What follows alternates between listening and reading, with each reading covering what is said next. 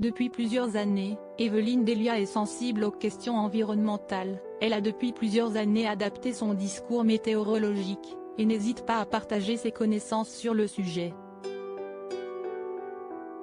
Malheureusement, le 1er août, la présentatrice météo a subi une vague de colère de la part des internautes, après avoir publié un tweet explicatif, ayant pour but d'éclairer sa communauté. Sur ce dernier, était inscrit « Il y a parfois confusion entre météo et climat, entre la tendance générale d'évolution du climat à long terme et la variabilité de la météo sur du court terme.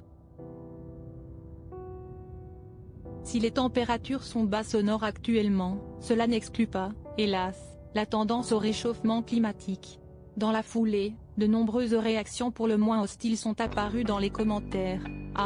La pensée unique, à force de dramatisation excessive, les médias obtiennent la réaction inverse.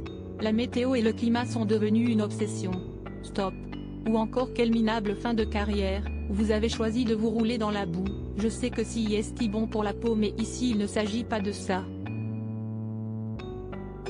Dès le lendemain, afin de clarifier la situation face à cette pluie de messages négatifs, celle qui présente le bulletin météo de TF1 depuis 1992 a habilement tweeté « Toute dernière information », en complément du précédent tweet. Même si juillet s'est terminé dans la fraîcheur au nord, la moyenne de température à l'échelle nationale, de juillet 2023 est de plus 0,8 degrés Coulomb au-dessus des normales de saison. Et de conclure, 18e mois consécutif au-dessus des normales. On est clairement entré dans une autre phase avec des températures de plus en plus élevées. Ce n'est pas la première fois qu'Evelyne Delia s'exprime au sujet du changement climatique.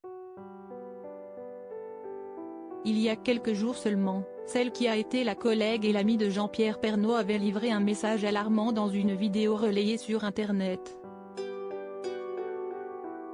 La mère d'Olivia avait commencé par annoncer, graphique à l'appui, « Eh oui, il fait de plus en plus chaud et ce n'est pas qu'une impression.